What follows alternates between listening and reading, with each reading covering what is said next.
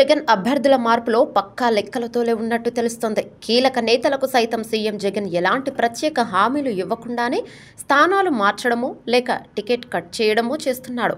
ఎన్నికలకు 2 నెలల ముందుగానే అభ్యర్థులను ఖరారు చేస్తున్నారు. ఈ క్రమంలో తనకు బంధువులు వరసయ్యే వారిని కూడా గెలవరు అనుకుంటే పక్కన పెడుతున్నారు. అభ్యర్థుల ఎంపికలో జగన్ ఎక్కడా కాంప్రమైజ్ కావడం లేదు. ఇదే సమయంలో అనూహ్యంగా కొత్త ముఖాలకు అవకాశం ఇస్తున్నారు. ఇవి కేవలం మార్పులు చేర్పులుగానే చూడటానికి వీల్లేదు.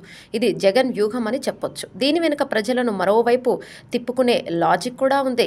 దీనిని అర్థం చేసుకోవడం, గ్రహించడంలోనూ టీడీపీ విఫలమవుతుంది. జగన్ ఏదో ఓటమి భయంతో ఇలా చేస్తున్నాడని భ్రమపడుతోంది.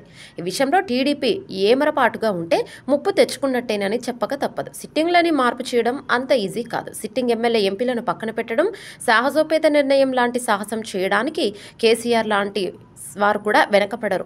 ఇక జగన్ మాత్రం కఠిన నిర్ణయాలు తీసుకుంటున్నారు. తాను అనుకున్న దానికి బలంగా కట్టుబడి ఉన్నాడు. జగన్ ఇంత స్ట్రాంగ్గా ఉన్నాడంటే ప్రజానాడిని గట్టిగానే పసిగట్టి ఉంటారనేది కాదనలేని వాస్తవం.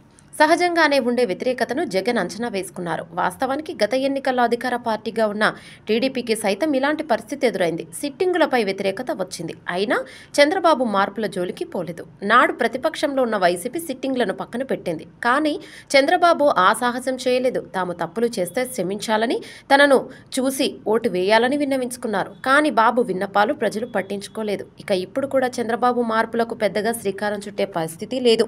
ఈ నేపథ్యంలో కనీసం వైసీపీ వ్యూహాలనైనా అధ్యయనం చేయాలి. రాజకీయ వ్యూహాలతో 40 years ఇండస్ట్రీ బాబుని జగన్ మించిపోయారు. ఇప్పుడు గెలుపు దిశగా సరికొత్త వ్యూహాలతో జగన్ ముందుకు సాగుతున్నారు. అది అర్థం చేసుకోలేక బాబు బుక్ అవుతున్న పరిస్థితి కనిపిస్తుంది. మరి సుదీర్ఘ అనుభవం ఉన్న టీడీపీ సారథి ఎలా ముందుకు వెళ్తాడో చూడాలి. ఈ వీడియో మీకు నచ్చినట్టయితే లైక్ చేయండి, షేర్ చేయండి, కమెంట్ చేయండి, సబ్స్క్రైబ్ చేయండి.